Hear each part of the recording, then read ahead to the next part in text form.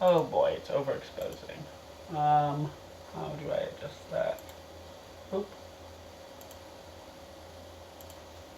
There we go. Okay, so today we're going to be analyzing how this really cheap random smartphone charges its battery cell. So we have a bench power supply here set to 5.2 volts, apparently 0.3 amps, but I thought it was more than that. 2.3 amps.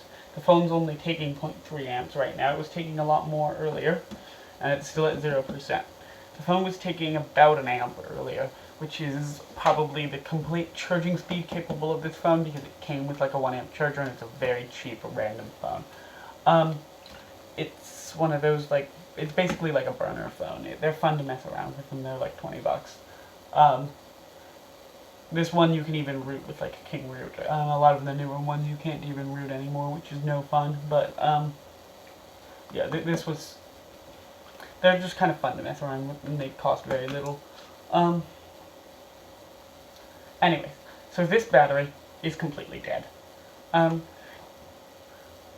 I turn this off. You can see the battery voltage is actually maintaining pretty steady at 3.2 volts, but the phone still says it's at 0%. And the interesting thing is that when I measured the battery before I attempted to charge it, the battery was at about 1 volt, which is too little, much too little. If I were to look up the typical charging characteristics of a lithium-ion cell, I believe the minimum voltage is around 1.4 volts, but I just want to double check.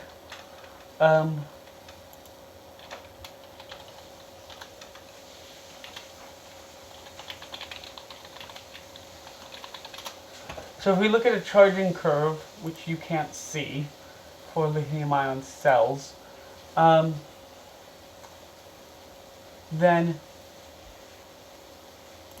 this is terrible.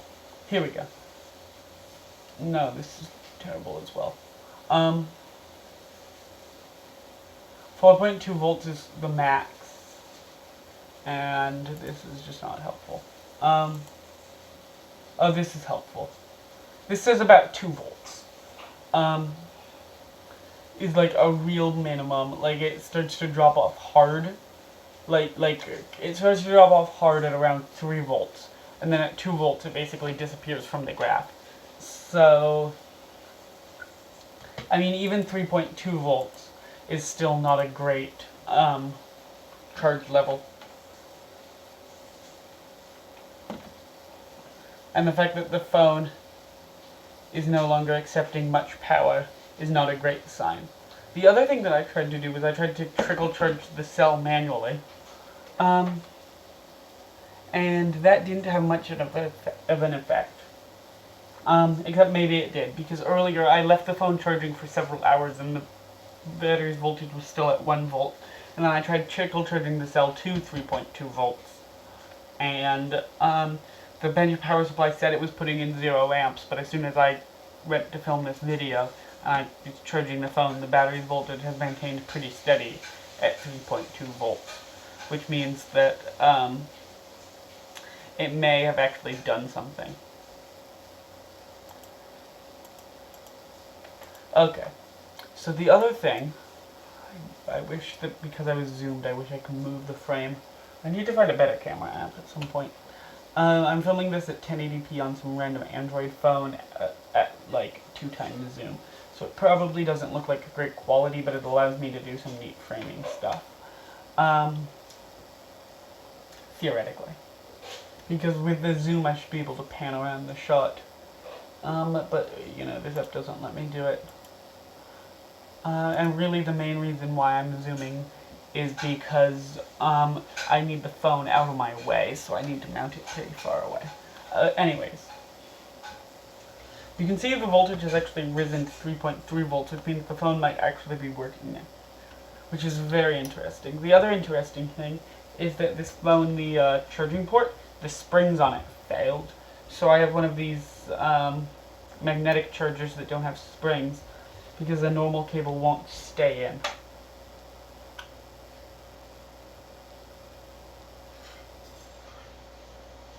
Yeah, this is terrible. I might upload this anyways just because I haven't filmed anything in a while.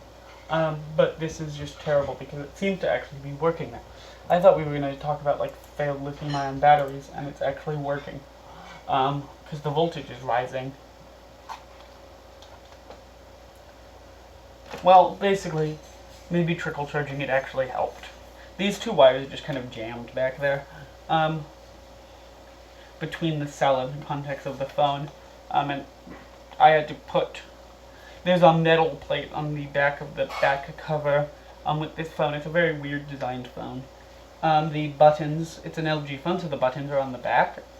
And the buttons actually come off with the back plate, so there's a metal plate where the buttons mount. So I had to put electrical tape on that because these are just exposed copper wires. You see we're almost at 3.4 volts, which means this seems like it is actually working now. Anyways. That's all. Bye.